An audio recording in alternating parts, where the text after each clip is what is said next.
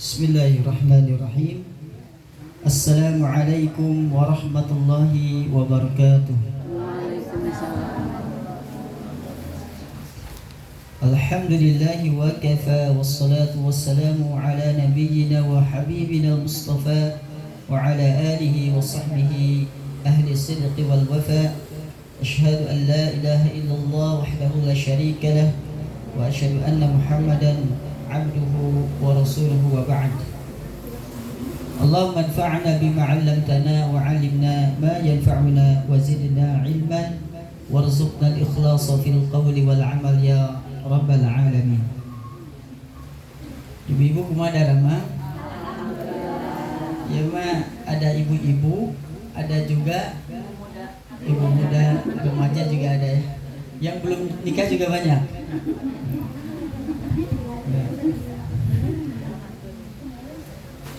Pertama-tama segala puji milik Allah Jalla wa'ala. Tiada sekutu baginya, miliknya seluruh kerajaan dan pujian. Maka hendaklah kita semua memuji Allah Jalla wa'ala dengan pujian yang dipanjatkan oleh hamba-hamba yang bersyukur. Dan kita bersyukur kepadanya dengan rasa syukur yang dipanjatkan oleh hamba-hambanya yang memuji. Karena Allah Jalla wa'ala yang telah memberikan kepada kita berbagai nikmat yang kita menyadari tidak ada satu pun dari kita yang sanggup untuk menghitung nikmat Allah Subhanahu wa ta'ala. Karenanya Allah menantang kita, wa in ta'udu ni'matallahi la tuhsuha. Jika engkau sanggup untuk menghitung satu nikmat saja, maka niscaya kita tidak akan sanggup menghitungnya. Saya pernah mencontohkan ya, satu saja misalnya, nikmat itu ada berapa yang kita dapatkan?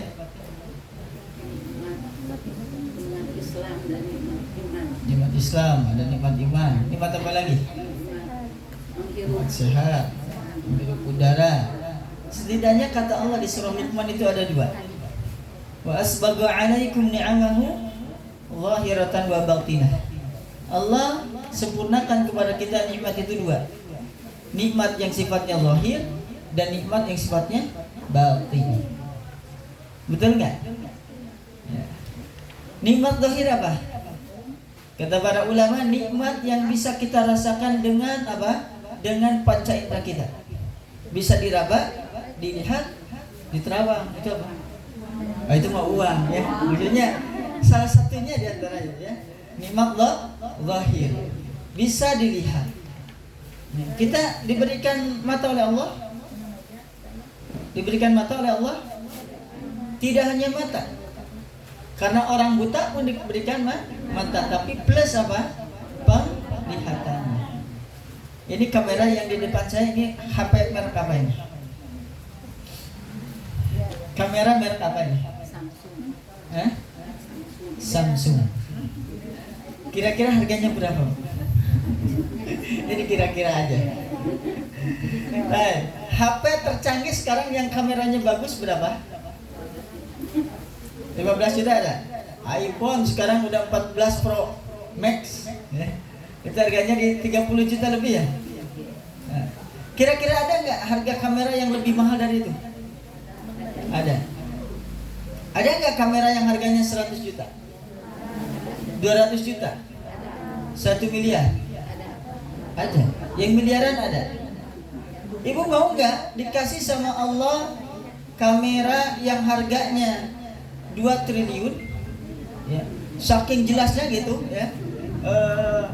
Ketika kita melihat ketombe kita bisa lihat gitu. Atau jerawat yang ada di tubuh kita itu bisa sampai ke dalam-dalamnya gitu ya. Saking canggihnya alat itu. Ada kan? Ada. Di kedokteran ada yang seperti itu. Bisa melihat tubuh kita itu bukan harga yang murah. Tetapi ketika dikasih itu, kita tidak dikasih penglihatan oleh Allah Subhanahu wa ta'ala. Sehingga kita bisa menyadari ya, bahwa tidak ada nilai untuk penglihatan yang Allah berikan kepada kedua mata kita. Gak ada harganya. Gak ada harganya. Ketika jangankan dikasih tidak melihat, sudah mulai usia masuk lolita atau jelita, ya, lolos 50 tahun atau jelang 50 tahun, mata mulai memudar penglihatannya, ya. Kata orang Sunda, jalan aja sudah kakarayapan gitu. Itu sudah kehilangan nikmat seperti aja, sudah luar biasa. Sehingga dia lari ke dokter, berapapun kacamata yang dijual, dibeli. Supaya apa? Supaya penglihatannya kembali. Ini baru suatu nikmat, ya, zahir, dan itu baru nikmat melihat. Belum lagi nikmat yang lainnya, mendengar, ya, nikmat merasakan. Sepertinya di sini banyak yang gelarnya LC, ya, lulusan COVID, lulusan COVID banyak. Ya. Gimana rasanya ketika Allah Subhanahu Wa Taala berikan kita hidup tapi tidak diberikan penciuman? Parfum, ya. Padahal parfumnya mahal, harga 1 juta, dicium nggak kecium. Nikmatnya seblak, nikmatnya bakso, gitu ya. Cireng, cibai, cilok, cipeng dan lainnya itu nggak bisa nggak bisa dicium, bahkan nggak bisa dirasakan. Ya. Sambal yang rasanya lada entahlah apa di lidah. Teh manis nggak ada manisnya. Itu baru dicabut sebagian kenikmatan saja sudah luar biasa kita sengsara. Itu baru nikmat apa? Zahir. Apalagi nikmat batin. Apalagi nikmat batin. Nikmat batin tadi disebutkan oleh Ibu. Nikmat iman, nikmat Islam, nikmat ilmu. Itu nikmat batin. Dan ini lebih dahsyat lagi. Kita tidak bisa menghitungnya. Bahkan kita tidak bisa menghargainya. Kalaulah kita buta mata kita, mungkin ada harganya untuk kita operasi. Ya, cangkok mata dari orang, ya. Atau sekali-kali boleh diganti dengan mata kambing atau mata sapi gitu, ya. Biar agak belok gitu. Tapi untuk iman gak ada harganya.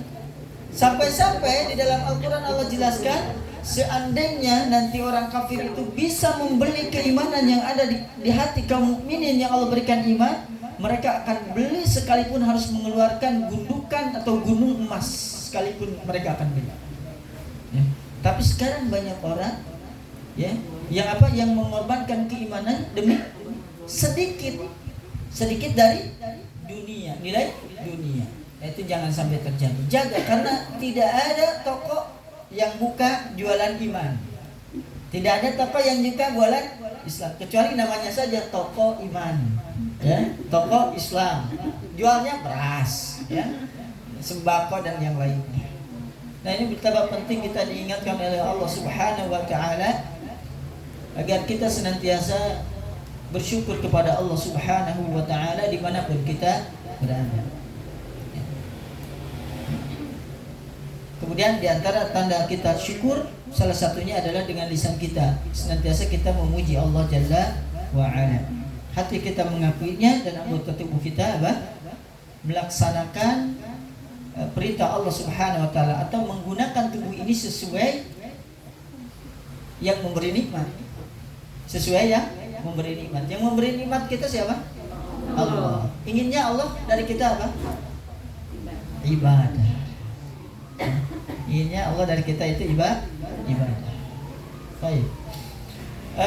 Tadi sudah diinformasikan pergantian untuk tema. Oh, Belum. Takutnya sudah tanggung disebar. Belum. Bahwa sebelumnya kita agendakan untuk apa? Untuk membahas tafsir iyyaka na'budu wa iyyaka nasta'in, dan itu pun butuh 10 kali pertemuan. Itu pun butuh 10 kali pertemuan. Kenapa? Karena inti Al-Quran ada pada surah Al-Fatihah, dan inti surah Al-Fatihah ada pada kalimat iyyaka na'budu wa iyyaka nasta'in. Ya. Baik, dan itu hidup kita. Nah, kemudian berdasarkan kesepakatan dengan wajah, bahkan tadi ya, katanya ingin Ustaz yang tema-temanya yang mengarah pada bekal kita menuju alam akhirat. Dan sebetulnya itu juga iyyaka na'budu wa iyyaka nasta'in juga sama. Cuma mungkin dari sisi pemilihan tema ingin agak lebih spesifik. Maka kita akan pilihkan tema yang berkaitan dengan alam hisab. Alam hisab. Baik. Di dalam kehidupan kita, ibu-ibu yang dirahmati Allah Subhanahu wa taala, kita mengalami beberapa fase di dalam hidup ini. Sudah berapa fase? Satu, sebelum alam rahim, alam ruh. Alam ruh, kemudian alam rahim. Terus alam dunia. Terus alam kubur. Terus alam akhirat. Alam akhirat ya. Karena setelah kubur nggak ada lagi kecuali alam akhirat. Berarti kita berada di pertengahan kehidupan. Betul nggak? Ya, kita berada di pertengahan kehidupan dunia. Kita berada di dunia. Nah, berapa orang yang mati dengan COVID? Banyak. Tidak terhitung jumlahnya. Bahkan ada yang diketahui dan juga ada yang tidak diketahui. Banyak sekali. Bahkan sampai bulan-bulan kemarin pun ada yang dinyatakan yang meninggal dikarenakan COVID. Ya. Baik. Kita mau kapan mati? Ya. Semua kita sedang mengantri. Sekarang kita ya sedang mengantri di kematian kita. Ya, Ibu bilangnya camat ya, Bu camat sepertinya ya. Calon mati. Tidak ada yang kekal di dunia ini. Bahkan Allah Subhanahu wa taala mengatakan kepada Rasulullah sallallahu alaihi wasallam, ya, innaka mayitun wa innahum mayitun. Sesungguhnya engkau akan mati dan mereka pun manusia-manusia lainnya juga akan mati. Seandainya ada manusia yang bisa selamat dari kematian, la naja Rasulullah sallallahu alaihi wasallam, maka orang yang pertama kali akan bisa selamat dari kematian itu adalah Rasulullah sallallahu alaihi wasallam. Semua kita akan mati. Namun yang kita pikirkan bukan kita akan matinya, kita akan mati dalam keadaan seperti apa. Karena kematian kita menandakan nanti kebangkitan kita. Manusia nanti akan dibangkitkan sebagaimana dia diwafatkan. Jangan sampai kita dibangkitkan nanti dalam keadaan sedang mencuri. Salah satunya kata Rasulullah SAW, barang siapa yang memiliki hutang kemudian punya niatan nantinya untuk tidak mengembalikan hutangnya, maka dia akan datang di hadapan Allah Subhanahu wa taala sebagai seorang pencuri.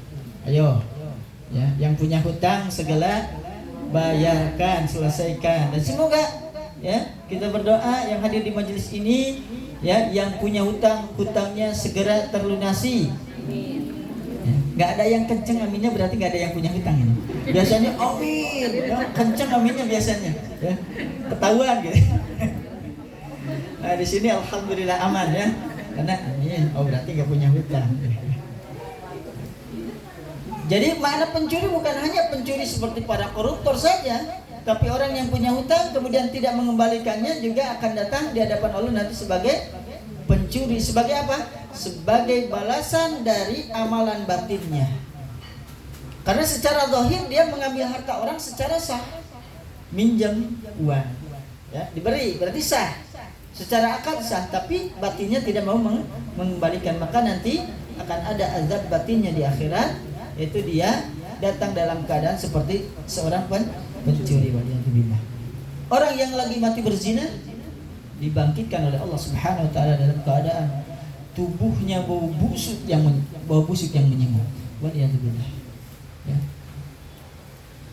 Tetapi bayangkan ketika kita meninggal itu ya, dalam keadaan sedang membaca Quran, dalam keadaan sedang bermajelis ilmu, bahkan salah satu guru kami ya, ajengan Iin, beliau ajengan dari Kikisik,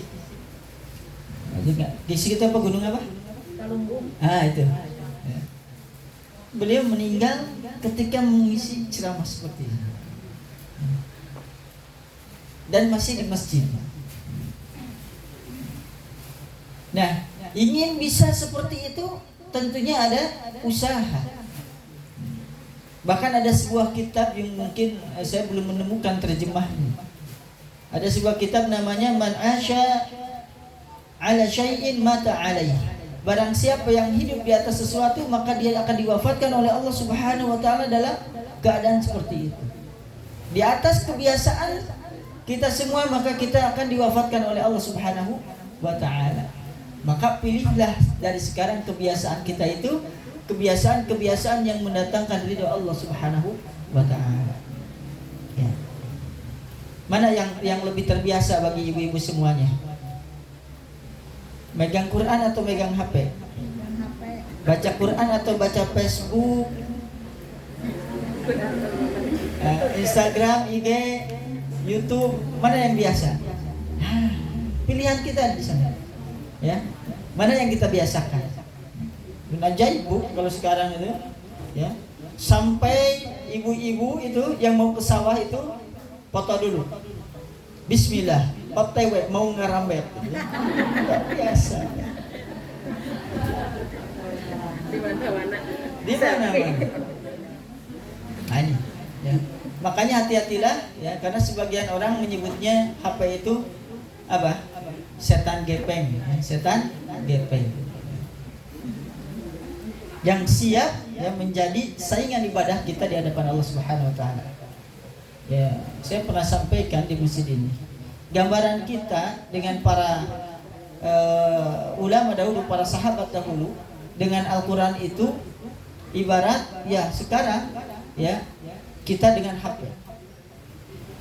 Dulu para sahabat, para salafus saleh ketika mau tidur ya, yang jadi zikir mereka apa? Al-Qur'an. Dan mereka terbangun untuk melakukan sholat malam karena Al-Qur'an juga. Kalau kita mau tidur apa yang dipegang? HP. Bangun tidur apa yang dicari? HP. Entahlah, kalau suami hilang juga nggak apa-apa, yang penting HP jangan hilang gitu. Nah itu, ya. Kenapa mereka dimuliakan oleh Allah sehingga memenangkan berbagai pertempuran, bisa ekspansi Islam sampai tersebar ke Indonesia? Karena mereka itu hatinya bersama Al-Quran. Sebagaimana hati kita dengan HP. Ibu kalau ketinggalan dompet, jalan kaki ke sana, nggak apa-apalah. Ketinggalan HP, udah nyampe Nagrek, HP ketinggalan. Pilihannya apa? Dilanjut atau balik lagi? Rata-rata 99,99% balik lagi. Hampir bisa dipastikan. Baik. Nah itu, pertama kita harus mempersiapkan dulu apa? Bagaimana agar kita di kehidupan berikutnya di alam kubur kita itu bisa selamat. Berarti kita harus, tadi kata ibu itu, semoga kita husnul khatimah.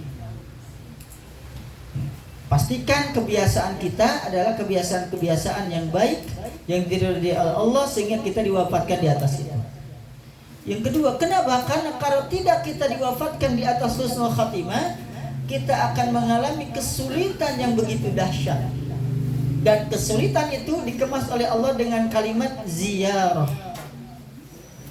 Kalimat ziarah. Ibu, kalau ziarah itu lama atau sebentar? Saya mau ziarah ke rumah Ustadz, ya, selamanya di situ? Enggak. Paling hanya beberapa saat saja, beberapa jam saja. Ya. Ziarah ke makam ya, Syekh Ali, selamanya di kuburan? Tidak pula. Namanya ziarah itu sebentar. Jadi Nabi Adam entah berapa lamanya hidup, sampai sekarang ada di mana Nabi Adam? Dikubur. Ya, jasadnya terkubur. Itu dari mulai Nabi Adam diciptakan sampai sekarang itu namanya ziarah. Nabi Muhammad SAW 1400 tahun yang lalu dikubur oleh Allah Subhanahu wa Ta'ala karena Rasulullah meninggal.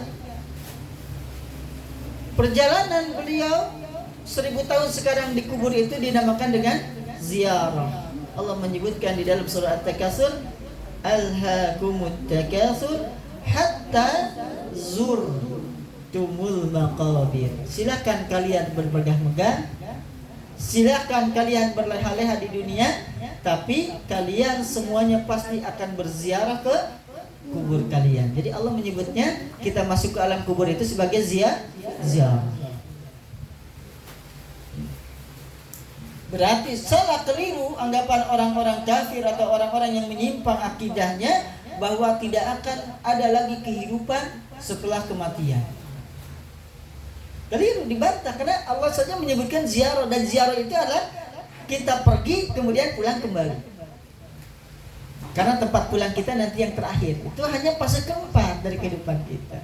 Celakanya kalau kita ziarahnya sampai nanti kiamat terjadi 1000 tahun dan kita tidak sanggup menjawab pertanyaan munkar dan nakir, man rabbuka wa man nabiyuka wa ma dinuka, kita ziarahnya dengan ziarah yang menyedihkan dan mengerikan.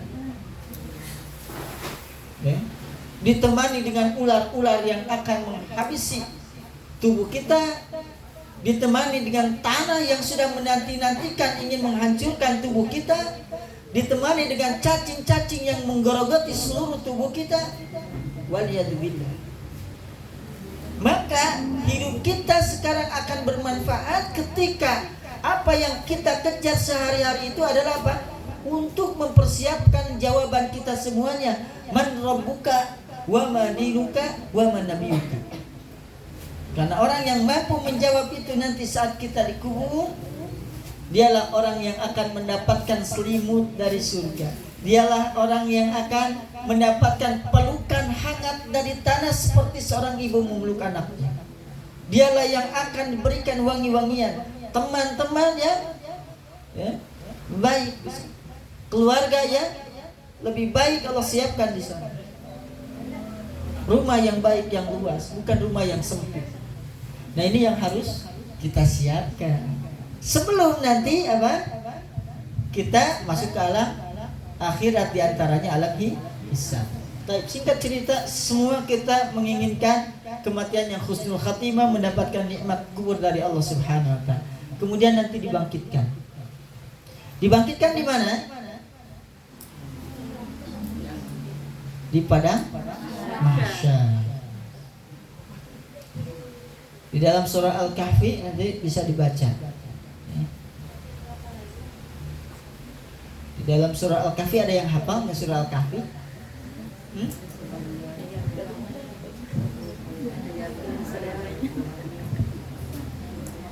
Ayatnya saya lupa, tapi posisinya sebelah kanan bagian atas. Mulai dari al-mal wal banun zinatul hayatid dunya wal baqiyatus salihatu khairun inda rabbika wa khairun amala wa nusayyirul jibal. Terus wa taral arda barizah. Kemudian wa hasyarnahum falam nughadir minhum ahada. Perhatikan ini. Yauma nusayyirul jibal. Kita akan bertemu dengan saat di mana gunung itu dijalankan. Ya. Seperti fata morgana. Kemudian apa yang terjadi? Gunung itu dihancurkan oleh Allah Subhanahu wa Ta'ala. Fadukata dakatau wahidah. Dalam surah Al-Haqqah mungkin kalau tidak salah, ya. Gunung itu akan dihancurkan dalam satu saat. Kemudian setelah itu kita hanya melihat apa? Fataral, ya, wataral arda barizah. Bumi ini nanti rata, enggak ada gunung, enggak ada lembah, enggak ada laut, rata. Dan itu yang disebut pada mahsyar. Apa kata Allah? Wa hasyarnahum falam nughadir minhum ahada. Kita akan dikumpulkan oleh Allah, kata Allah, wa hasyarnahum, kami akan mengumpulkan mereka, falam nughadirhum ahada. Falam nughadir minhum ahada. Tidak ada satupun yang tertinggal. Tidak ada seorang pun yang tertinggal. Kalau sekarang biasa ibu kajian mungkin ada yang izin nggak hadir. Nanti nggak ada yang bisa, Allah saya absen dulu, lagi sakit, nggak ada. Ya. Kita akan datang nanti. Kemudian apa lanjutannya? Laqad ji'tumuna kama khalaqnakum awwala marrah. Nanti ketika dikumpulkan, kita akan datang kepada Allah Subhanahu wa taala dalam keadaan apa? Seperti awal mula Allah Subhanahu wa taala menciptakan kita semuanya. Bu, ketika seorang bayi lahir, ibu melahirkan. Kalau saya enggak, saya dilahirkan. Atau kita juga semua dilahirkan. Ada enggak di antara kita yang ketika lahir ya langsung pakai baju? Enggak ada. Pakai sendal karfil? Ada? Enggak ada. Sudah dihitam gitu? Enggak ada. Berarti kita nanti akan dikumpulkan itu pada hari kiamat itu pertama apa? Dalam keadaan telanjang, tanpa alas kaki, dan belum dihitan. Ya, kata Nabi Shallallahu Alaihi Wasallam, ya, yuhsabun nas yaumal qiyamati uratan khufatan ghurlan. Manusia nanti akan dikumpulkan pada hari kiamat dalam keadaan telanjang, belum dihitan, dan tanpa alas kaki. Ya. Cuma nggak ada yang tingginya seperti sekarang, nggak ada. Laki-lakinya 60 hasta, perempuannya 40 hasta. Seperti awal mula Allah menciptakan Nabi Adam dan Hawa istrinya. Ya. Jantan kemah bu, jarang raku bu, tenang aja. Ya, di dunia bernasib pendek, tapi di akhirat mentar rata. Yang membedakan itu nanti apa? Kedudukan di surga saja.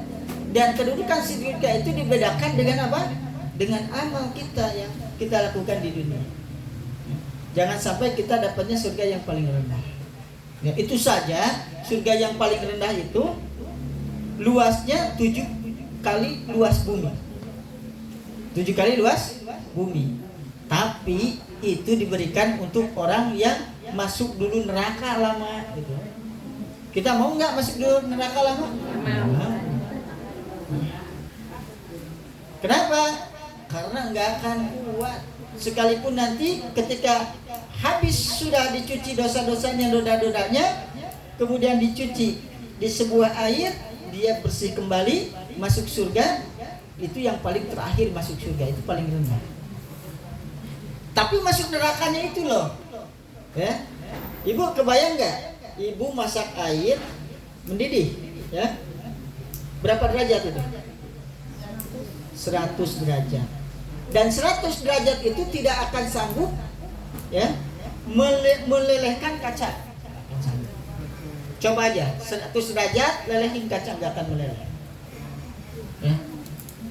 Nah sekarang yang panas, yang paling panas di dunia itu misalnya api yang digunakan untuk melelehkan kaca emas, itu kan suhunya sangat tinggi. Entah berapa derajat. Itu baru 1/70 panasnya nanti api neraka. Ini 70 kalinya. Jadi kalau ibu masak air, kemudian ibu mandi yang pakai air ngagolak gitu ya ke sini, itu baru 1 bagian ya dari 70 kali lipatnya nanti api neraka. Jadi jangan ada angan-angan keinginan untuk masuk neraka walaupun sebentar, jangan. Jangan. Tapi nanti yang menentukan adalah hisabannya seperti apa. Nah, ibu-ibu yang dirahmati Allah Subhanahu wa taala. Terus Aisyah radhiyallahu anha bertanya kepada Rasul, "Ya Rasul, kan di padang mahsyar itu apakah di jamaah an-nisa wa rijal? Ya. Apakah wanita dan laki-laki itu nanti ada dalam satu tempat?" Iya. Saya dan ibu-ibu semua nanti satu tempat. Dalam keadaan telanjang, dalam keadaan tidak dihitan dan dalam keadaan tidak memakai alas kaki. Maka kata Aisyah, "Atu malu ya Rasul?" Maka kata Rasulullah, ya, "Al-yaum asyad." Hari itu begitu dahsyatnya seseorang dihadapkan kepada Allah Subhanahu wa taala, bahkan sufufan saffa, kan itu ya. Laqad ji'tumuna, apa sebelumnya ayat itu yang ada sofnya? Coba. Wa yawma nusayyirul jibal wa taral arda barizatan wa hasyarnahu falam nughadir minhu ahada. Terus wa uridu ila rabbika saffa. Wa uridu ila rabbika saffa. Ya, kita nanti itu berbaris bersaf-saf. Ayat keberapa teh? 48 ibu-ibu ya, yang mau buka surah Al-Kahfi ayat ke-48. Kemudian laqad ji'tumuna kama khalaqnakum awwala marrah. Nah itu kata Aisyah, "Malu ya Rasulullah." Maka kata Rasulullah, hari itu tidak ada kesempatan bagi siapapun untuk saling memandang. Kenapa? Karena dia sedang memikirkan apakah dia itu akan selamat di hadapan Allah atau tidak. Apakah dia akan dimasukkan surga atau justru dia dilemparkan oleh Allah Subhanahu wa taala ke dalam neraka. Genting sekali. Seperti bayangan gentingnya saja ketika terjadi gempa saja, itu gimana? Udah, kadang-kadang nggak ingat anak, kadang-kadang yang penting menyelamatkan diri. Apalagi terjadi kiamat, dia disebutkan apa? Ibu yang melahirkan, yang lagi mengandung saja apa? Sudah tidak sadar melahirkan. Dia udah berlari menyelamatkan diri. Nggak tahu anak, nggak tahu suami atau. Genting sekali saat kita dihadapkan itu. Dan yang lebih menambah kegentingan itu apa? Yudna asyamsu bimiqdari min. Yang lebih genting lagi, kita udah telanjang tanpa alas kaki, ada di lapangan, matahari didekatkan di atas kepala kita, dekatnya jaraknya 1 mil saja. 1 mil itu berapa kilo? Kata Syekh Google, 1 mil itu 1,6 kilometer. 1,6 kilometer. Nah sekarang bayangkan ibu, ketika siang menyengat, ibu ya di atap misalnya atau di tempat yang tidak dilihat oleh pandangan manusia, coba nggak usah pakai sendal, nggak usah pakai baju, jemur di matahari. Kuat berapa jam?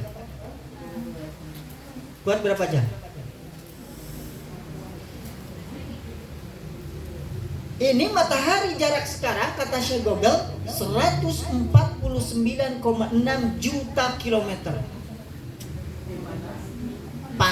Jarak antara matahari dengan bumi 149,6 juta kilometer. Sementara nanti di padang mahsyar jaraknya hanya 1,6 kilometer. 1 mil kadarnya. Dan itu berlangsung bukan 1 jam ini, bukan 2 jam. Ya, kita menunggu dihisab saat itu kurang lebih 50.000 tahun lamanya. Yes. Nas'alullah as-salamah. Kita memohon kepada Allah keselamatannya. Kemudian juga ada memang di antara hamba-hamba itu yang nanti mendapatkan naungan. Mendapat naungan. Di antaranya sab'atun yudhilluhumullahu la dhilla illa dhilluh. Ada 7 golongan yang diselamatkan oleh Allah pada saat panas menyengat tersebut, yang tidak ada naungan saat itu kecuali naungan Allah Subhanahu wa taala. Dan ini mungkin nanti kisah tersendiri ya bahasannya. Ya. Biar bisa diundang lagi itu. Modus. Ya, nah. Singkat cerita, manusia saat itu bergelimang dengan keringatnya sendiri. Padahal tidak ada air. Maka kata Nabi, ada yang dia berkeringat selutut, ada yang sepusar, ada yang sedada, dan ada juga yang dia tenggelam dengan keringatnya seukuran setengah telinga. Karena kata Syekh Utsaimin itu di dalam hadis Nabi itu seperti seukuran tali yang ditambatkan di kepala kuda, berarti kan di telinga, separuh telinga. Ya. Berarti padang mahsyar akan berubah menjadi lautan apa? Lautan keringat, dan itu keringat dari keringatnya sendiri.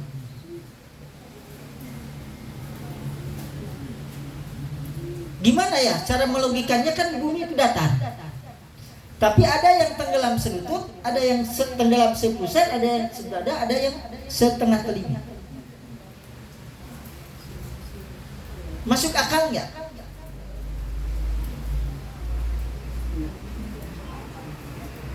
Akal nggak masuk. Yang bisa menjawabnya adalah iman. Nggak masuk akal di tanah yang datar, tidak ada gundukan, tidak ada juga lembah, tapi orang nanti ada yang tenggelam dengan keringatnya itu berbeda-beda. Sebagaimana berbeda-bedanya orang-orang yang berada di kubur. Nah, ini kata para ulama, cara mengilustrasikannya lihat kubur.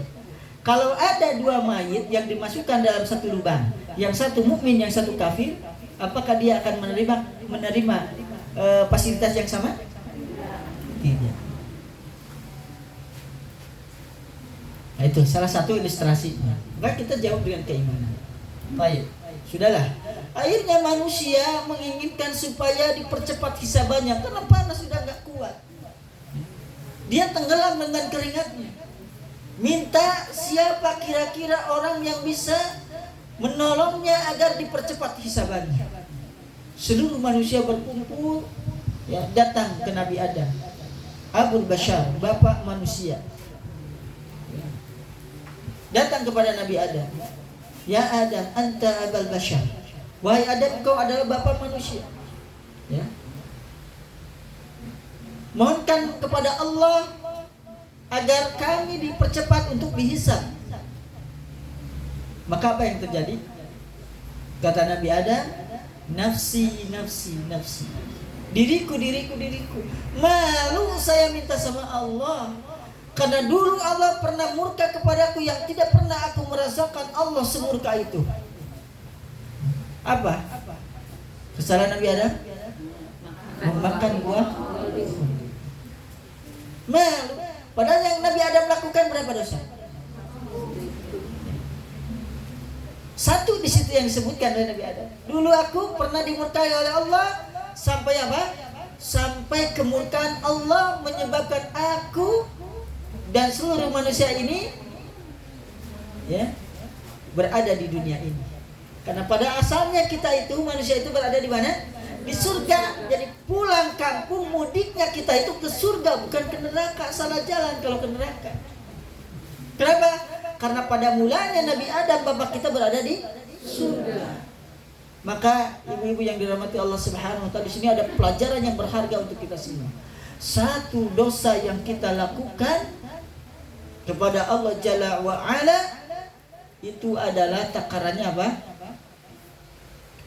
Satu dosa yang kita lakukan sama dengan menjauhkan kita dari Allah sejauh surga dan dunia. Satu. Bagaimana lagi kalau banyak? Berarti neraka. Kalau terlalu banyak dosa yang kita bawa, maka hati-hati. Ya. Takut-takutnya kita malah dilemparkan oleh Allah Subhanahu wa taala ke dalam neraka. Waliyadzubillah. Nah, kemudian kata Nabi Adam alaihissalam, saya enggak sanggup memberikan pertolongan. Coba kalian ke Nabi Nuh, awal rasul. Kata Nabi Adam, Nabi itu adalah rasul pertama. Nah, apa bedanya Nabi dan rasul? Mungkin episode ke-100. Ya. Nah, kemudian Nabi Nuh juga diminta pertolongan oleh manusia semuanya agar dipercepat hisabannya juga sama. Nafsi, nafsi, nafsi. Diriku, diriku juga. Karena Nabi Nuh alaihissalam juga sama. Ya. Mengatakan bahwa saya tidak mungkin bisa menolong kalian karena dulu saya berdakwah dan tidak sabar di dalam berdakwah. Apa? Menginginkan agar umatnya dihancurkan. Dan surat Nuh kan seperti gitu. Ya Allah, janganlah engkau sisakan mereka. Ya. Dan tidaklah akan lahir dari mereka kecuali orang-orang kafir dan orang-orang fujar, orang-orang fajir. Ya. La tadar 'alal ardi. Jangan sisakan seorang pun di muka bumi ini. Ya. Yang apa? Yang kufur kepada engkau. Padahal Nabi Nuh alaihissalam dakwanya berapa tahun? 1000 tahun kurang 50. 950 tahun. Ya. Nggak ada di antara kita yang sanggup berdakwah 950 tahun. Beliau merasakan itu adalah kesalahan yang beliau lakukan di hadapan Allah Subhanahu wa taala. Akhirnya singkat cerita terus ke Nabi Musa, ke Nabi Ibrahim, semuanya didatangin dan tidak ada yang bisa memberikan syafaat. Nabi Ibrahim aja mengatakan, saya dulu pernah berdusta 3 kali. Salah satu dustanya apa? Yang pertama, ketika diajak oleh keluarganya untuk merayakan perayaan, apa? Beliau mengatakan, saya sedang sakit, padahal enggak. Pura-pura aja ingin ke tempat ibadah menghancurkan patung-patung. Kemudian setelah itu ditanya lagi apa? Siapa yang menghancurkan patung-patung ini? Berbohong lagi. Tuh. Ya. Bal kabirukum. Ya. Tuh yang gede yang ngancurin. Gitu. Kedustaan yang ketiga ketika datang hijrah setelah apa? Tidak, umatnya tidak beriman, bahkan Nabi Ibrahim sampai mau dibakar. Kemudian hijrah ke mana? Ke Palestina. Kemudian saat itu ketemu dengan raja yang suka, rajanya itu penyuka istri orang. Maka disebutkan, siapa ini? Ini saudari saya. Bukan, nggak mengatakan istri. Itu juga kebohongan. Dengan alasan-alasan itu, ya, uzur tidak bisa memberikan pertolongan. Ya udah. Kepada siapa lagi? Maka datanglah kepada Nabi Muhammad SAW. Kemudian kata Nabi Muhammad, itu adalah hakku. Itu adalah hakku. Karena Nabi Muhammad datang kepada Allah tanpa dosa sedikit. Tidak pernah lalai hati Nabi Muhammad SAW dari berzikir kepada Allah Subhanahu Wa Taala. Pengakuan Nabi yang mulia alaihi salatu wasallam, inilah Tuhani ala qalbi. Saya itu tidak pernah lalai, kata Nabi sallallahu alaihi wasallam. Wa inilah astaghfirullah fil yaum mi'ata marrah. Dan aku sungguh setiap hari itu tidak kurang beristighfar kepada Allah 100 kali. Kalau kita 100 kali istighfarnya, 100 kali dosanya sehari. Kemudian Nabi sallallahu alaihi wasallam berdoa, maka umat Nabi Muhammad sallallahu alaihi wasallam yang akan pertama kali dihisab. Dan orang yang barisan terdepan itu nanti adalah apa? Orang-orang fakir. Jadi beruntunglah menjadi orang-orang miskin. Berbahagialah menjadi orang miskin. Karena nanti yang paling depan hisabannya paling cepat. Ya mau apa yang dihisab? Harta nggak punya, rumah pun nyewa. Tapi yang banyak harta, ya lumayan, bisa banyak. Tapi kalau dia dengan harta itu berjuang di jalan Allah, derajat surganya nanti lebih tinggi daripada orang miskin. Tapi orang miskin juga kalau yang banyak amalannya ya bisa jadi mengejar orang-orang kaya di dalam derajat surga. Nah, masuklah kita pada alam hisab ya, alam hisab. Sampai jam berapa? Ini baru mulai ini. Tadi prolognya kelamaan ya. Tapi kalau nggak diantarkan seperti itu nanti nggak kebayang. 11:30. Sanggup? Sanggup? Ya. Silakan. Kalau ada yang bisa sambil makan, nggak apa-apa. Baik. Kita masuk pada alam hisab. Dalil-dalil yang menyatakan ya, tentang adanya alam hisab banyak sekali. Jumlahnya ya tidak terhitung. Alam hisab itu apa, Bu? Alam perhitungan. Hisab. Makna hisab adalah apa?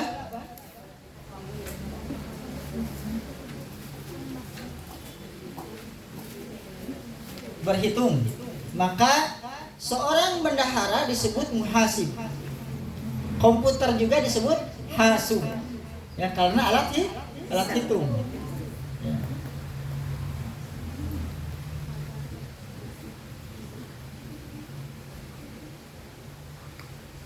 Nah, kita bawakan satu makna saja ya, yang dibawakan oleh Syekh Muhammad bin Shalih Al-Utsaimin, bahwa hisab itu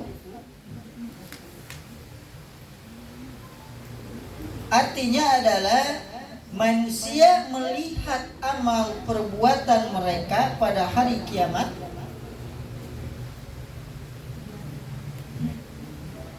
untuk dihitung mana amal baiknya, mana amal buruknya. Sehingga berdasarkan hisaban ini nampaklah keadilan Allah Jalla wa Ala. Orang yang durhaka dia masuk neraka. Orang yang taat masuk surga. Kalau ibu ridho nggak disatu kaplingkan, ibu udah susah-susah taat, ya. Yang lain malamnya tidur, ibu bangun malam sholat dalam rangka mentaati, ingin dekat dengan Allah. Yang lain jalan-jalan, tapi nanti di surganya satu kafling. Ridho enggak?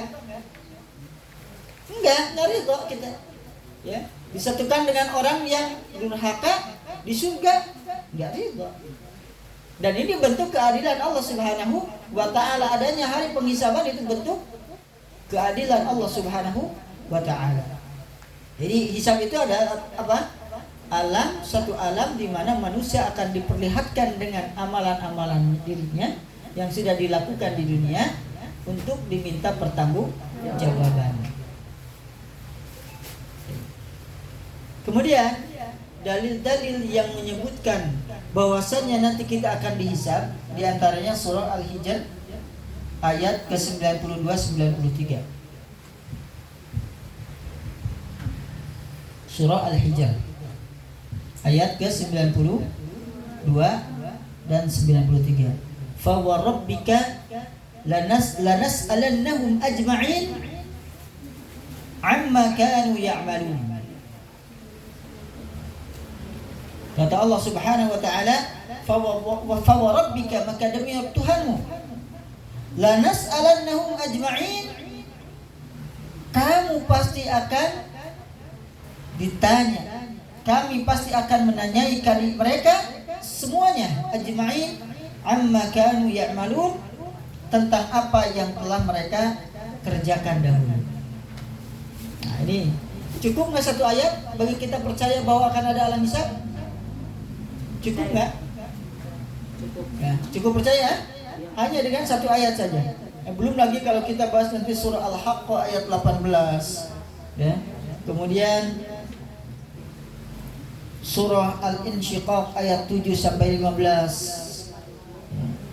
Kemudian surah Al-Zalzalah ayat 6 sampai 8. Dan yang lainnya, ini banyak sekali. Itu baru dari Al-Qur'an, belum dari sunnah. Ya. Dari sunnah. Dari sunnah Nabi SAW. Ini yang paling kita bawakan beberapa saja. 2 hadis cukup ya, atau 1 hadis. Ini untuk membuktikan saja bahwa alam hisab itu ada. Tadi dengan 1 ayat ibu-ibu sudah percaya, udah. Ya, Ustaz saya sudah percaya. Ya. Baik, sebuah hadis yang diriwayatkan oleh Imam At-Tirmidzi dari Abu Barzah Al-Aslami radhiyallahu anhu, ia berkata bahwa Nabi sallallahu alaihi wasallam bersabda, la tazalu qadamal 'abdi hatta yus'alu an arba'ah. Tidak akan bergeser kedua kaki kita nanti sampai kita ditanya tentang 4 hal. Pertama, an umrihi fima afna. Kita akan ditanya dari umur kita untuk apa dihabiskan. Coba flashback, kita bayangkan sejak kita taklif, misalnya ibu-ibu nih usianya 15 tahun atau 9 tahun udah haid, maka dia sudah taklif sampai usia sekarang, jelita lolita ya, jelang 50 tahun atau lolos 50 tahun ya, itu bayangkan dulu dihabiskan untuk apa usia? Untuk ibadah atau untuk main-main? Kalau untuk main-main saja, maka hati-hati. Sifat orang kafir itu main-main ya. Alladzina kafaru yatamatta'u wa yakuluna kama ta'kulul an'am. Orang kafir itu mereka apa? Senang-senang ya, makan-makan sebagaimana mereka senang-senang dan melakukan-lakukannya seperti hewan ternak. Itu nggak ada, waduh ibadah saya yang mana misalnya. Maka mumpung masih diberikan kesempatan menghirup udara, maka diperbaiki. Karena kita tidak seperti pemuda Bani Israel yang telah membunuh 99 orang kemudian bertobat dan diterima taubatnya. Kita lebih ringan, nggak melakukan pembunuhan. Maka kita harus menghisab diri kita sekarang sebelum nanti dihisab, ditanya oleh Allah Subhanahu wa taala, untuk apa usiamu dihabiskan? Bisa bohong nggak? Bisa. Kalau bohong, bibirnya yang bicara siapa? Tangannya. Yang menjadi saksi kakinya. Kata siapa? Kata Ustaz. Kata siapa? Kata Allah. Kapan ibu bertemu Allah menyatakan itu? Dalam Al-Quran di surah apa? Ya Yasin. Al-yawma nakhtimu ala afwahihim wa tukallimuna wa tashhadu arjuluhum bima kanu. Tuh ibu-ibu sudah hafal. Nggak bisa bohong nanti ketika kita ditanya umur oleh Allah untuk apa dihabiskan. Ya Allah, abi mabagur kapungkur teh, ya suka ibadah. Kata Allah, nih kameranya, CCTV-nya ada. Hah? Nggak bisa. Ya, ketika kita dusta, kata tangannya bohong. Habis buat ini ya Allah. Kata kakinya, iya betul. Apa yang dikatakan tangannya. Baik. Jadi, ibu-ibu yang dirahmati Allah Subhanahu wa taala, satu kita akan ditanya tentang apa? Umur. Nah, ini menandakan bakat adanya penghisaban. Yang kedua, wa an ilmihi fima fa'ala. Kita akan ditanya juga dari ilmu kita untuk apa kita lakukan. Dengan ilmu itu untuk apa? Apakah untuk membodoh-bodohkan orang atau untuk beribadah kepada Allah Subhanahu wa taala? Untuk beribadah, alhamdulillah selamat. Kalau tidak, bohong kata tangannya. Kemudian wa an malihi min aina iktasabahu wa fima anfaqahu. Kemudian yang ketiga akan ditanya sebelum bergeser dua kaki kita dari hartanya. Dua pertanyaannya untuk harta. Min aina iktasabahu wa fima anfaqahu. Dari mana dia mengambilnya? Apakah dari cara yang halal atau dari cara yang haram? Ya. Kemudian kemana dibelanjakan? Dihabiskannya untuk apa? Ya Allah, dahulu Engkau berikan saya rizki 2 rumah, 1 rumah saya jadikan apa? Pondok Quran. Di mana di sana saya berikan fasilitas untuk para yatim duafa untuk menghafal Quran secara gratis. Sudah ada yang seperti itu? Ya Allah, saya punya suami saya ganteng, ya, kemudian baik juga. Agar saya tidak mendapatkan manfaat sedikit, maka saya pun infakkan suami saya untuk yang kedua.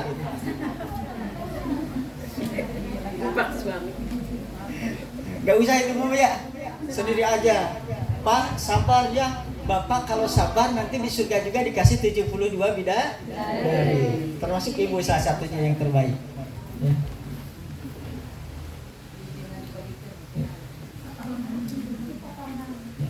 Ini akan ditanya. Ya Allah, saya halal uangnya, tapi habisnya jalan-jalan. Ya. Baru beli baju, lihat iklan lagi di Shopee. Aduh, kenapa nggak beli baju ini? Nggak apa-apa, minggu depan beli lagi. Akhirnya baju di rumahnya apa? Numpuk. Giliran beli baju lagi, kok banyak-banyak bajunya, kata anaknya. Gak apa-apa, ada ibu mah nanti yang lain juga disedekahkan. Beli 2 baju, kemudian keluarkan 2 baju, itu pun yang sudah tidak disukai. Atau ketika sortir, ini baju, aduh, emang nggak dipakai tapi kenang-kenangan dari teman. Diam. Baik lagi ini. Akhirnya tadinya mau dikeluarin 2 nggak jadi, numpuk terus. Dan perhatikan sabda Rasulullah SAW, ta'isa abadina, ta'isa abu dinar, ya, ta'isa abu al-khamisah, ta'isa abu qatifah. Celaka hamba uang, hamba dinar, celaka hamba dirham, celaka hamba pakaian, kata Rasulullah SAW. Ta'isa wan takasa, celaka sambil tikusruk gitu. Itu bagi orang-orang yang senang mengkoleksi baju hati, ya. Nggak baju aja, tas, ya. Buat ngaji yang ini, buat ke pesta yang ini, ya. Sampai mau jajar 10 ya, setiap kali berbeda. Tapi kalau impaknya 100 tas nggak apa-apa lah, 10 impaknya 100 tas, nggak apa-apa. Disesuaikan, jangan infaknya tidak, ya, kita hanya mengkoleksi untuk diri sendiri. Kemudian kita singkat, wa an jismi fima ablahu, dan kita akan ditanya nanti sebelum 2 kaki kita bergeser dari apa? Dari tubuh kita, capeknya untuk apa? Tubuh kita ini capeknya dipakai untuk apa? Maka itu pun akan menjadi salah satu pertanyaan yang ditanyakan nanti di alam hisab.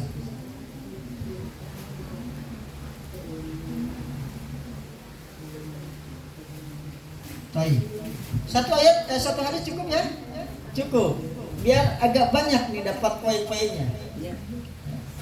Ini 10:57, masih ada waktu insyaallah. Dan lebih setengah jam lagi. Kemudian itu dalil Quran sudah di surah apa tadi?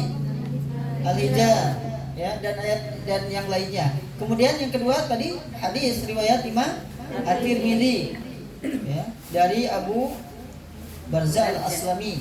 Kemudian yang ketiga dalil ijma, bahwa sepakat, ya, umat ini bahwasanya hisaban itu akan datang, akan kita lalui. Yang keempat dalil akal, ya, lengkap nih, sehingga tidak ada yang membantah. Oh, ini secara akal nggak masuk akal gitu misalnya, ya. Harus dibantah secara akal pun kita, ya, menetapkan akan adanya hisab. Ibu punya karyawan berapa sih? Maaf nih, saya bertanya ke arah sana. Ada 5. Ketika ibu misalnya mau menjadikan salah satunya itu sebagai seorang pemimpin, atau ibu akan memberikan, ya, hadiah plus, ya, kira-kira apa pertimbangan ibu?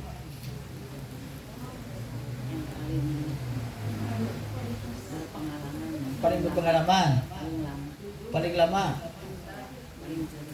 paling cerdas, paling bagus kerjanya, ya. Ya mungkin kan orang yang nyalse ibu kasih ini bagus, ini yang nyalse ini, ya, saya kasih hadiah, ya.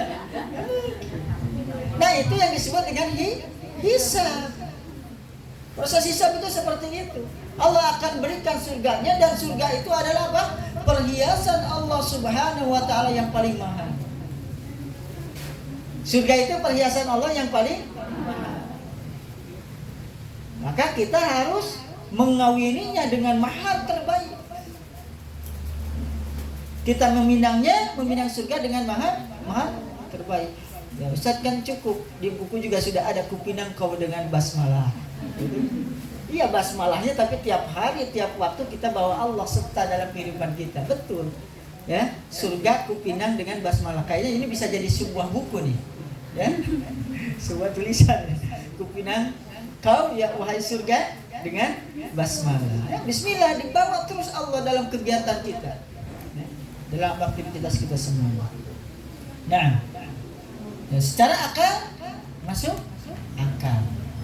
Allah perintahkan apa? Hal yang wajib, ya. Allah suruh kita meninggalkan yang haram. Itu semata-mata untuk apa? Agar nanti Allah Subhanahu wa taala menghisab kita semuanya. Baik. Ibu nanti ketika menghisab karyawannya juga, wah ini ternyata malas, ya. Maka sikap ibu apa? Diperingati, bisa jadi dia dipertahankan dengan syarat-syarat seperti itu, atau dipecat, dikeluarkan. Dan sekarang kita masuk pada anasirul hisab, unsur-unsur yang ada pada hisab. Unsur-unsur yang ada pada hisab.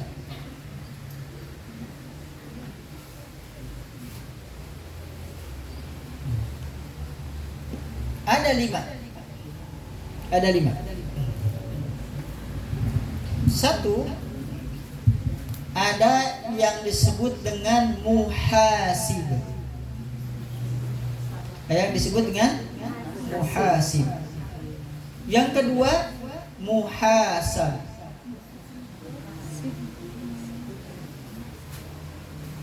Yang kedua, muhasab. Yang ketiga, hisab.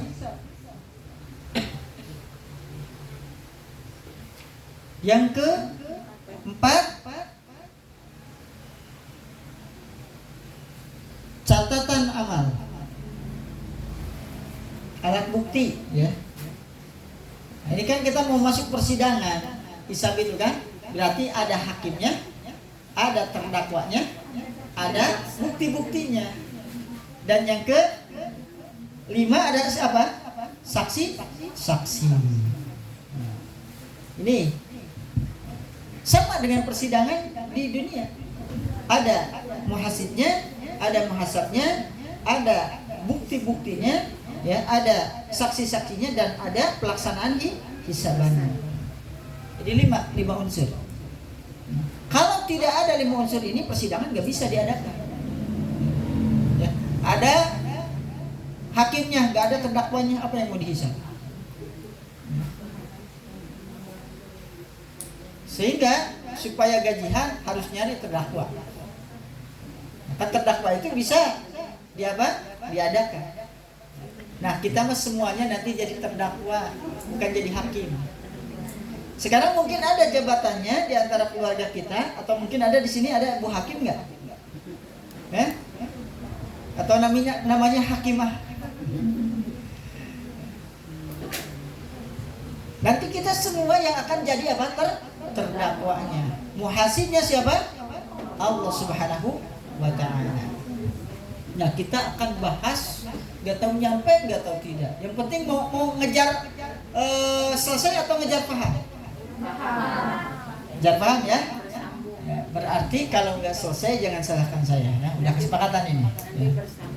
Baik, mudah-mudahan kita diberikan usia, ya, yang berkah, kemudian bisa ketemu lagi untuk menyelesaikan ini. Baik. Yang pertama kita bahas apa? Muhasib, ya. Yang menghisab. Syarat untuk menjadi hakim ada nggak? Ada, ya. Syarat menjadi hakim itu ada. Nah, ini dalam hal ini yang menjadi hakimnya siapa? Allah Subhanahu wa ta'ala. Yang pertama,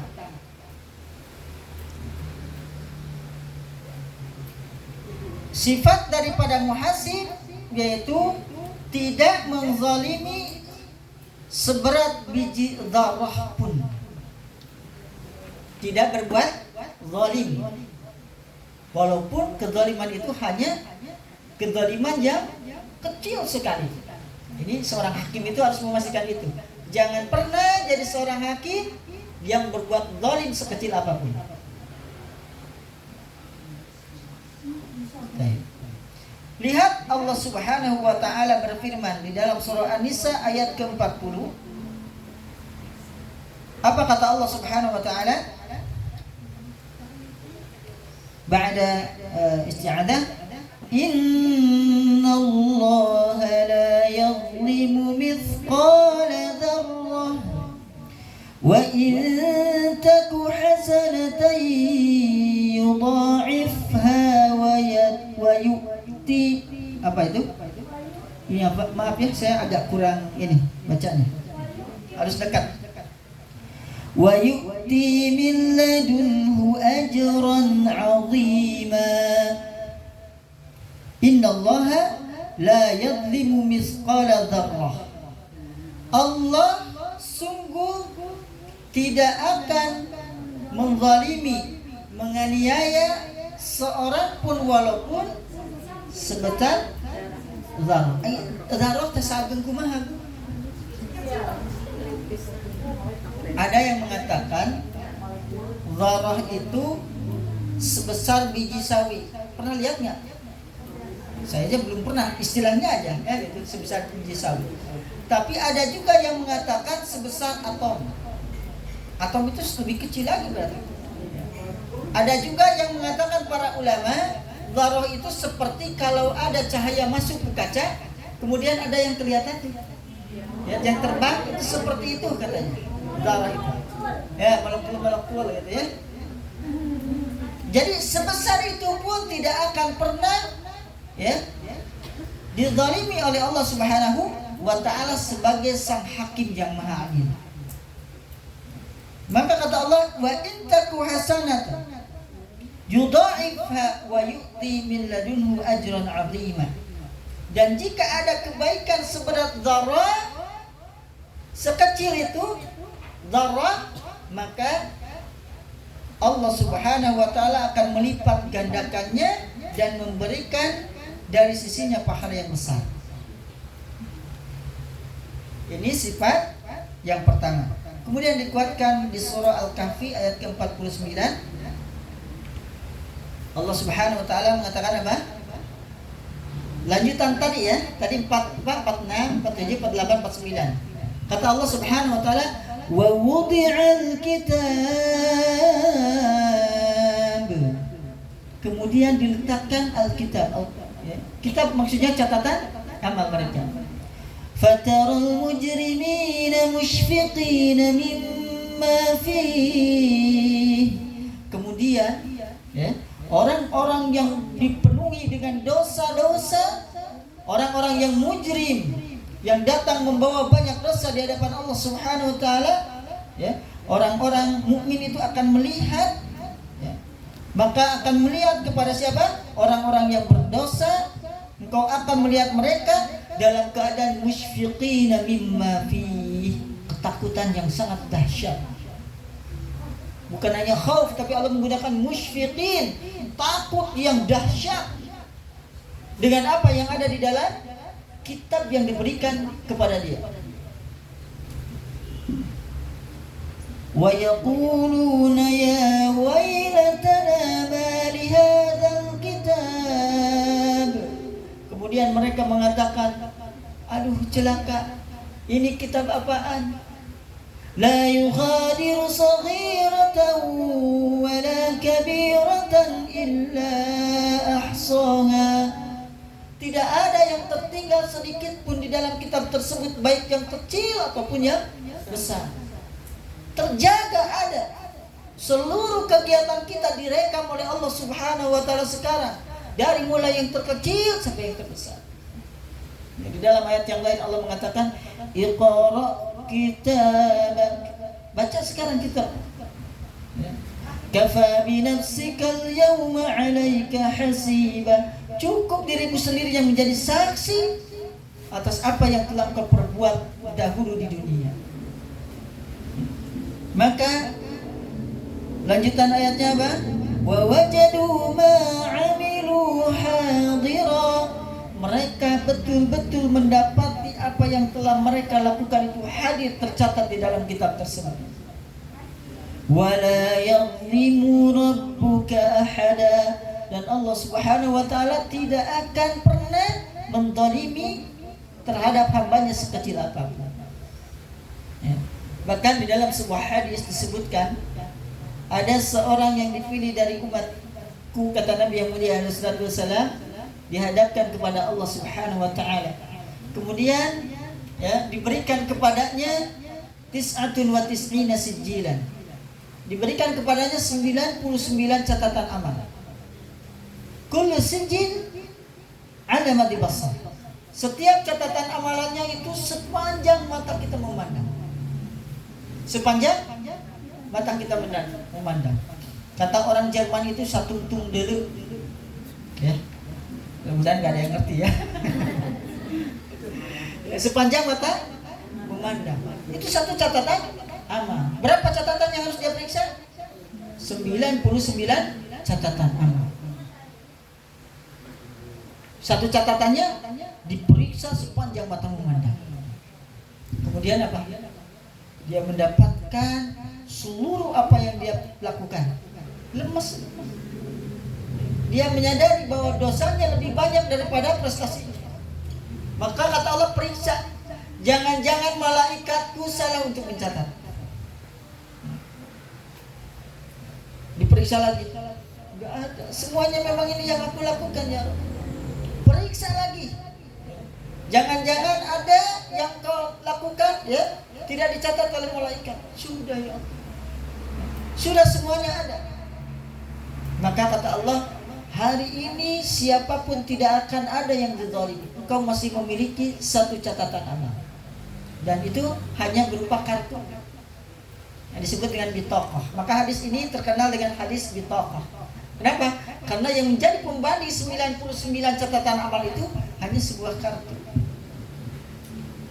Tapi kata Allah, timbang 99 catatan di dalam satu timbangan, satu kartu itu juga ditimbang di dalam satu timbangan. Ternyata lebih berat kartu itu.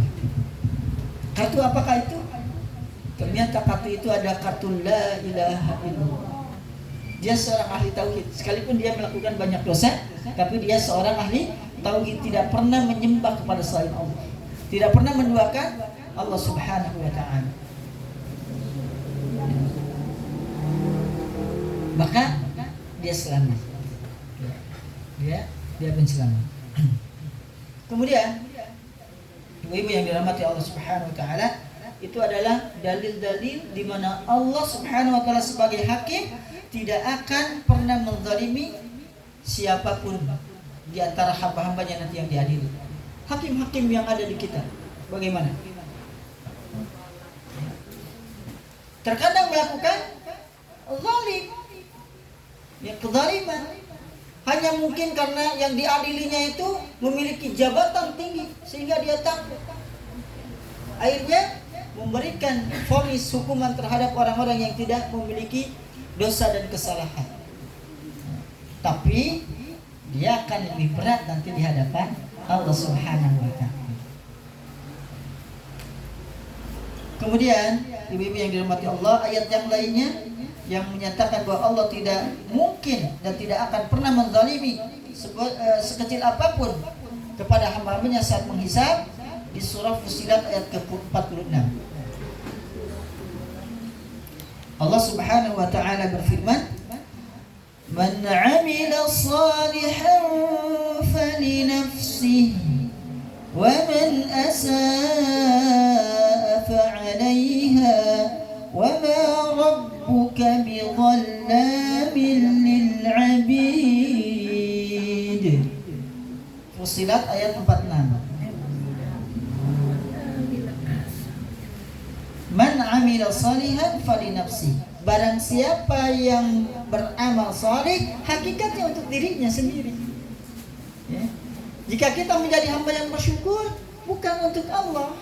Ketika kita bersyukur, bertambah enggak kerajaan Allah? Tidak. Ketika kita kufur, berkurang enggak kerajaan Allah? Tidak. Sejatinya, sebagaimana di dalam surah Luqman, ya, ketika Luqmanul Hakim ingin berwasiat kepada anak-anaknya, nah gitu. Di sebelumnya Allah sebutkan, wa man syakara fa innama yashkuru li nafsihi. Barang siapa yang bersyukur, sebetulnya dia sedang mensyukuri dirinya sendiri, menyelamatkan dirinya sendiri. Maka siapapun yang beramal soleh, sejatinya kita sedang mempersiapkan diri kita sendiri. Wa man asaa fa 'alaiha, dan barang siapa yang berbuat buruk, itu pun apa? Untuk diri mereka sendiri. Wa ma rabbuka bidzallamin lil 'abid, dan sungguh Allah Subhanahu wa taala sekali-kali tidak akan pernah menzalimi hamba-hambanya. Sifat yang kedua dari sang hakim atau penghisab itu, hendaklah seorang hakim menghisab setiap jiwa berdasarkan kejahatan dan dosanya, dan tidak menghukum seorang pun karena dosa dan kesalahan yang dilakukan orang lain. Tidak lempar batu sembunyi tangan. Allah Subhanahu wa taala berfirman untuk hal ini di surah Al-An'am ayat 164.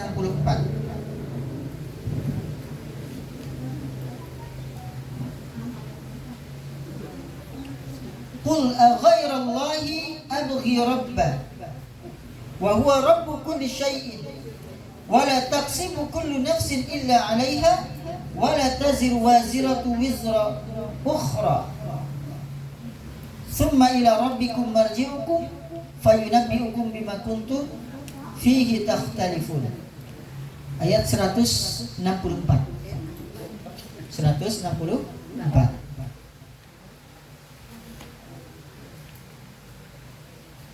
Qul, katakanlah, aghairallahi abghi rabba, apakah aku akan mencari Tuhan selain Allah? Wa huwa rabbu kulli syai'in, padahal dia Allah itu adalah Tuhan yang bagi segala sesuatu. Wala taqsibu kullu nafsin illa 'alaiha, dan tidaklah seorang membuat dosa melainkan kemudaratannya kembali kepada dirinya sendiri. Wala taziru waziratu wizra ukhra, dan orang yang berdosa tidak akan memikul dosa yang lain, kecuali dia menjadi pintu-pintu dosa bagi yang lainnya. Ya, ibu-ibu keluar rumah nggak pakai jilbab, yang lainnya kemudian laki-laki melihat ibu berhayal, ya, menghayalkan sesuatu yang tidak baik, itu adalah menjadi pintu apa? Pintu dosa. Maka kalau yang seperti ini, dia nanti akan mendapatkan dosa yang disebut dengan dosa jariyah. Ya, dosa jariyah itu yang seperti itu, ya. Man sana sunnatan sayyi'atan falahu wizrun wa wizru man, ya, amilan. Barang siapa yang mencontohkan contoh yang buruk kemudian diikuti oleh yang lainnya, maka baginya dosa dan dosa dari orang yang mengikuti. Ibu bagi anak-anak kalau mencontohkan keburukan, ya, maka anak-anak melakukan dosa itu atas dasar ibu yang melihat pekerjaan ibu melakukan dosa tersebut, maka dapat itu dosa jariyahnya. Waliyadu billah. Kemudian summa ila rabbikum marji'ukum, kemudian kepada Rabb lah, hanya kepada Rabb kalian, yaitu kepada Allah kalian akan dikembalikan, dan akan dikabarkan kepada kalian dahulu, ya, apa yang kalian perselisihkan. Dalil yang kedua tentang, ya, bahwasanya harus adil di dalam memberikan keputusan di surah Al-Isra ayat ke-15. Man ihtada fa innama yahtadi li nafsi wa man dhalla fa innama yadhillu 'alaiha wa la taziru waziratu wizra ukhra wa ma kunna mu'adzabina hatta nab'atsa rasula. Ini juga kurang lebih sama, ya, maknanya dengan yang pertama. Al-Isra ayat 15, kemudian juga di Fatir ayat ke-18. Ya, An-Najm ayat 36 sampai 41 juga silakan dibaca. Ya, Al-Isra 15, An-Najm 36 sampai 41. Kemudian surah Fatir ayat ke-18.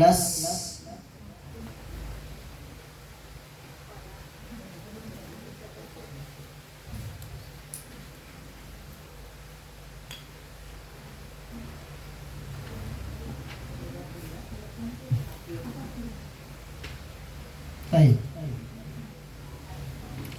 Sekarang masuk kepada sifat yang ketiga dari muhasib. Dalam hal ini Allah Subhanahu wa taala akan melipat gandakan kebaikan. Ketika menghisab, Allah akan melipat gandakan kebaikan dan memaafkan keburukan atau membalas dengan keburukan serupa. Jadi dua yang dilakukan. Pertama, melipat gandakan kebaikan. Ya. Berapa lipat? Sesuai dengan kadar niatnya. Ada yang dilipat gandakan menjadi 10.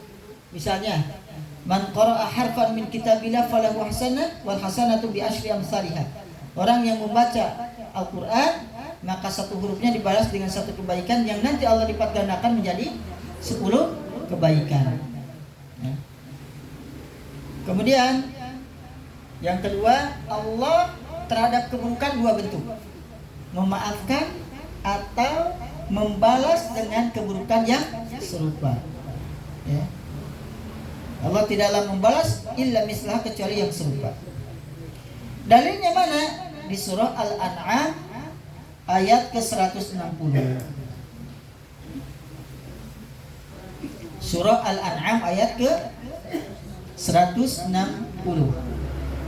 Allah Subhanahu wa taala berfirman, "Man jaa'a bil hasanati falahu 'asyru amsalihha wa man jaa'a bis sayyi'ati fala yujza illa mithlaha wa hum la yuzlamun."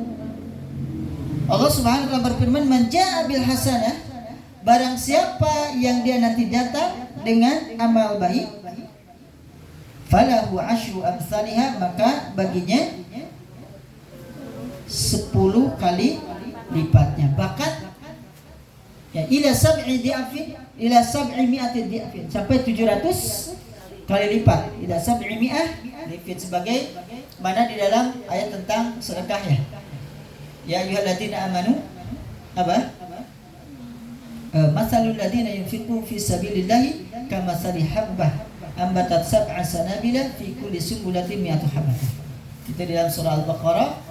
Ya, ada juga sedekah yang dilipat gandakan menjadi 700 kali lipat.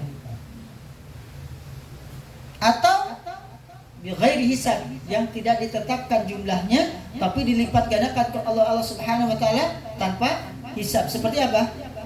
Salah satunya adalah pahala bagi orang-orang yang sabar. Az-Zumar ayat ke-10 Allah berfirman, "Innama yuwaffas sabiruna ajrahum bighairi hisab." Ya, sesungguhnya disempurnakan balasan ya, bagi orang-orang yang sabar itu adalah pahalanya unlimited, tanpa hisab. Makanya Bu, kalau sabar itu jangan bilang sabar itu ada batasnya. Karena pahalanya juga nggak ada batasnya, unlimited. Ya, sabar itu unlimited.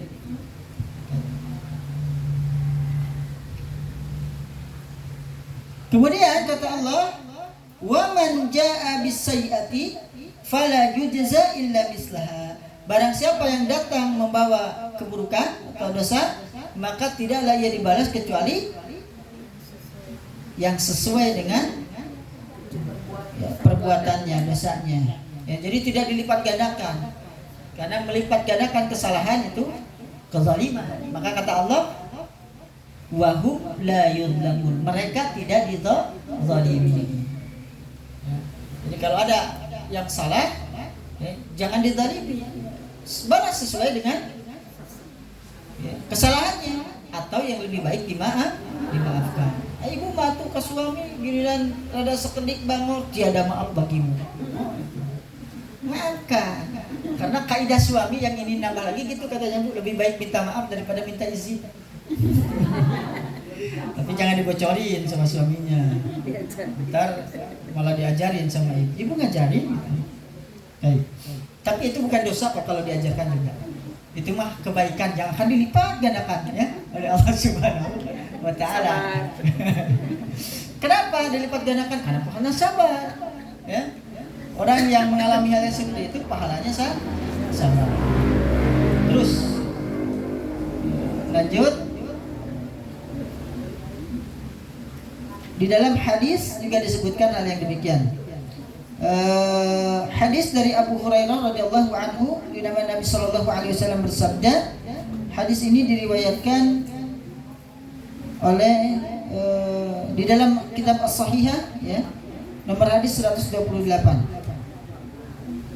Kullu amal ibni Adam, kata Nabi yang mulia alaihi salatu wasallam, setiap amalan anak Adam yudha'aful hasanah, ya, yudha'afu al-hasanatu asyru amsalha ila 700 dhi'fin. Ini yang dikatakan tadi, bahwa setiap satu amalan manusia itu dilipat gandakan kebaikannya sebanyak 10 kali lipat sampai 700 kali lipat.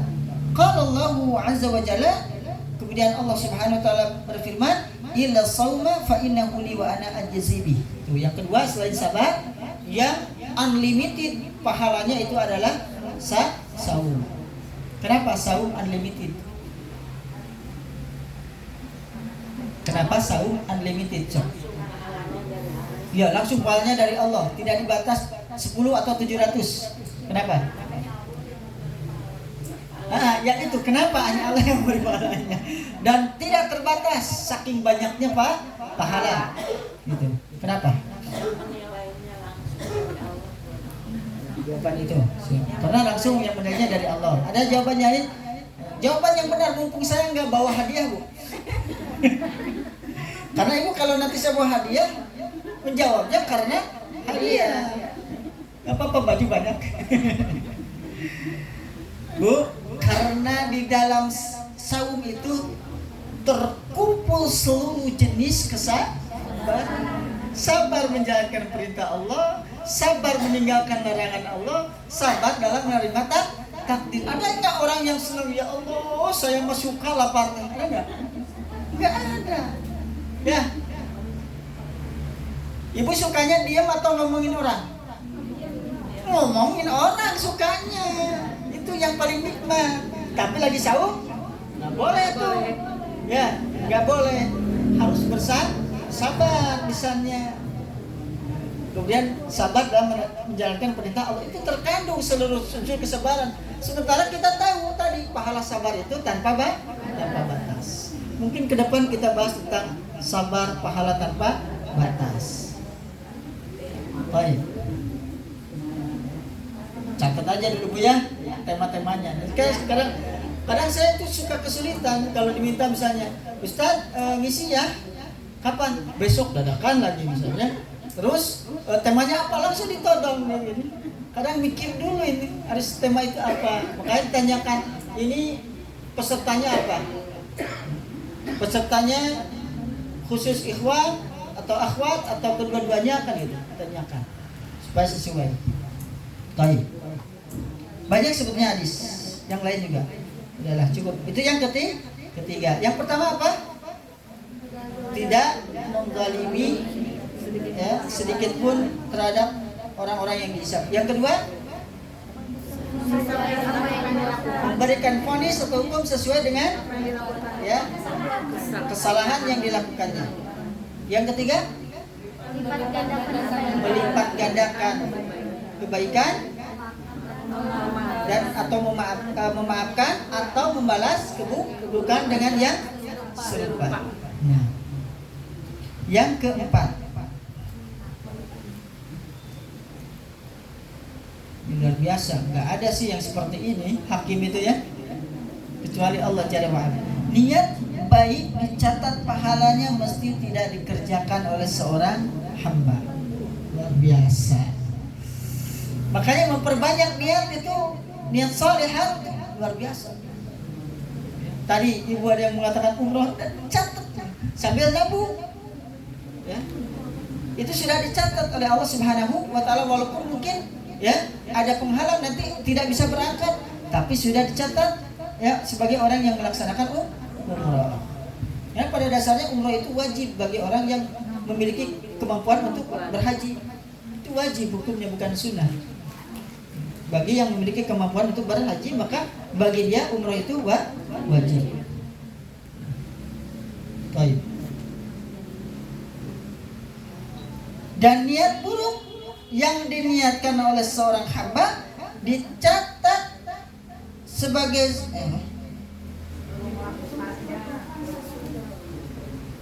tidak mencatat sebelum niat buruk yang diniatkan oleh seorang hamba dicatat sebagai satu kebaikan utuh jika tidak dilakukannya. Mau menggibah nih, si ibu itu kayaknya jadi sasaran tuh. Tapi ditahan gitu ya. Ditahan. Iya enggak ditahan gitu. Maka ya, kecuali kalau dia melakukannya maka dicatat sebagai satu keburukan. Tapi kalau dia tidak dicatat maka ya bagurnya Allah Masya Allah. Kata Nabi SAW ya, dalam sebuah hadis yang diriwayatkan dari Ibnu Abbas radhiyallahu anhu, Nabi SAW fima yarwi an Rabbih azza wa jalla. Ini dalam sebuah hadis qudsi berarti. Hadis qudsi. Hadis qudsi itu apa?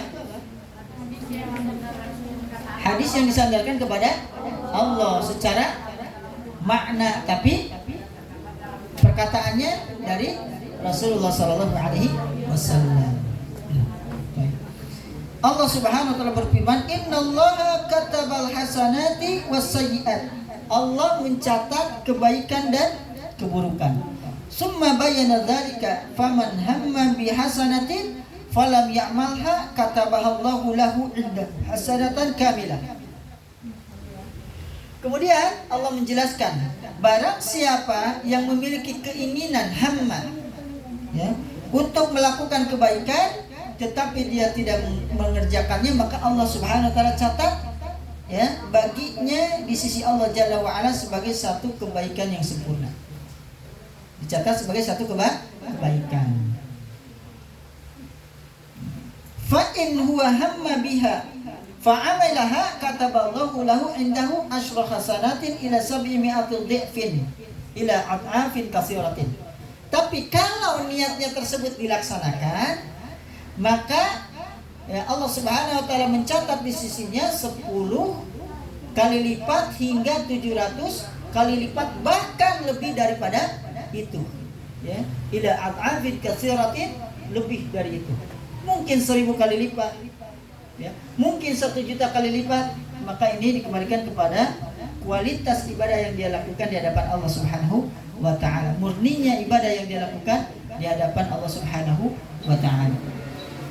Kemudian sebaliknya, wa man hamma sayyi'atin falam ya'malha katabahallahu lahu indahu hasanatan kamilatan fa in huwa hamma biha fa'amilaha kataballahu lahu sayyi'atan wahidah.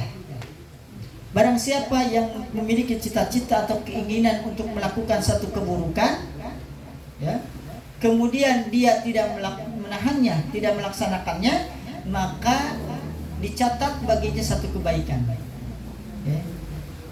Tapi kalau dia melakukannya, niat buruknya dilakukan, maka Allah mencatatannya sebagai satu keburukan saja, tidak dilipat gandakan. Ini sifat Rahman dan Rahimnya Allah Subhanahu wa ta'ala. Yang kelima sekarang,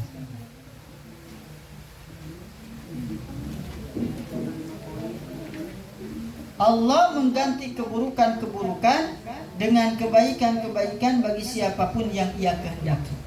Allah mengganti keburukan-keburukan dengan kebaikan-kebaikan bagi siapapun yang Dia kehendaki.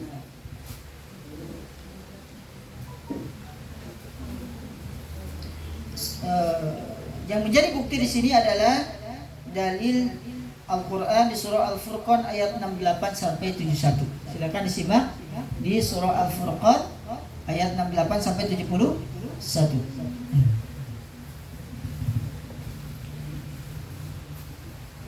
Allah berfirman, walladzina la yad'una ma'allahi ilahan akhar wa la yaqtuluna an-nafsa allati harramallahu illa bil haqq wa la yaznun wa man yaf'al dhalika yalqa asama yudha'af lahu al-'adhabu yawm al-qiyamati wa yakhlud fihi muhana illa man taba wa amana wa 'amila 'amalan salihan فأولئك يبدل الله سيئاتهم حسنات وكان الله غفورا رحيما ومن تاب وعمل صالحا فإنه يتوب إلى الله متابا. 68 sampai 71. Allah Subhanahu wa taala berfirman, "Walladzina la yad'una ma'allahi ilahan akhar." Dan orang-orang yang tidak menyembah kepada selain Allah Subhanahu wa taala. Dan orang-orang yang tidak menyembah Tuhan yang selain Allah. Maksudnya berbuat syirik, ya, tidak berbuat syirik dan tidak membunuh jiwa yang diharamkan Allah Subhanahu wa taala untuk membunuhnya kecuali dengan alasan yang benar. Berarti ada orang yang boleh dibunuh tapi alasannya harus benar. Kemudian yudha'af lahul 'adzabu yaumal qiyamah. Wa may yaf'al dzalika yalqa asama. Barang siapa yang melakukan demikian, niscaya dia mendapatkan dosa. Maksudnya pembalasan dari dosanya. Maksudnya barang siapa yang menyekutukan Allah kemudian membunuh, maka dia akan mendapatkan pembalasan daripada dosanya. Kemudian kata Allah, ya, akan dilipat gandakan azab untuknya pada hari kiamat dan dia kelak akan kekal di dalam azab tersebut, ya. Kemudian Allah Subhanahu wa taala melanjutkan, kecuali orang-orang yang bertaubat setelah melakukan dosa, dia bertaubat kepada Allah, beriman dan mengerjakan amal soleh, maka itu kejahatan mereka diganti oleh Allah Subhanahu wa taala dengan kebaikan. Nah, ketika nanti Allah dapatkan kita keburukan-keburukan, maka Allah akan melihat nanti, ya, adakah kebaikan-kebaikan di sana, termasuk apa? Kebaikannya tidak menyekutukan Allah Subhanahu wa taala. Artinya, ya, dia setia dengan Allah Subhanahu wa taala, tidak menduakan Allah Jalla wa ala. Maka orang yang seperti itu akan digantikan oleh Allah Subhanahu wa taala dengan kebaikan, dan Allah Maha Pengampun lagi Maha Penyayang. Dan orang-orang yang bertaubat dan mengerjakan amal soleh, maka sesungguhnya dia bertaubat kepada Allah dengan taubat yang sebenar-benarnya. Ini merupakan dalil daripada bahwasanya Allah Subhanahu wa taala bisa jadi mengganti keburukan dengan kebaikan-kebaikan bagi siapapun yang dia kehendaki. Seperti tadi yang hadis tentang bitaqah itu. 99 catatan amal, kemudian satu kartu yang bisa mengalahkan keburukan-keburukannya. Kenapa? Karena tauhidullah, mengesahkan Allah dalam ibadah, itu adalah perkara yang paling besar, perkara yang paling bernilai di sisi Allah Subhanahu wa taala dan juga di sisi kita. Nah, kemudian itu baru berapa sifat? 5. Saya tambahkan satu yang tidak ada di kitab. Oh, udah? Alhamdulillah. Siap. Baik. Tadi aja bahwa Allah Subhanahu wa taala itu adalah sari'ul hisab. Hisabannya itu sangat cepat. Hisabannya sangat cepat. Ya. Dan itu yang dihisab berapa jumlahnya? Dari mulai Nabi Adam sampai akhir. Ya, akhir terjadinya kiamat. Kira-kira berapa triliun? Wah, udah gak itu. Allah Maha cepat dalam menghisab. Di kita jangankan 100, jangankan 1000, satu aja kasus Sambo nggak selesai. Ya, nggak ada tuh. Sariul hisab nggak ada itu. Ya. Baik. Umat fillah rahimakumullah jami'an, ini saja mungkin. Insyaallah mungkin kalau ada umur panjang, ya, diberikan kesempatan oleh Allah Subhanahu wa taala amanah usia, semoga kita bisa dipertemukan lagi di dalam majelis yang sama untuk melanjutkan tentang 4 unsur hisaban yang lainnya. Itu saja mungkin yang bisa disampaikan. Barakallahu fikum. Subhanakallahumma wa bihamdika asyhadu an la ilaha illa anta astaghfiruka wa atubu ilaik. Assalamualaikum warahmatullahi wabarakatuh.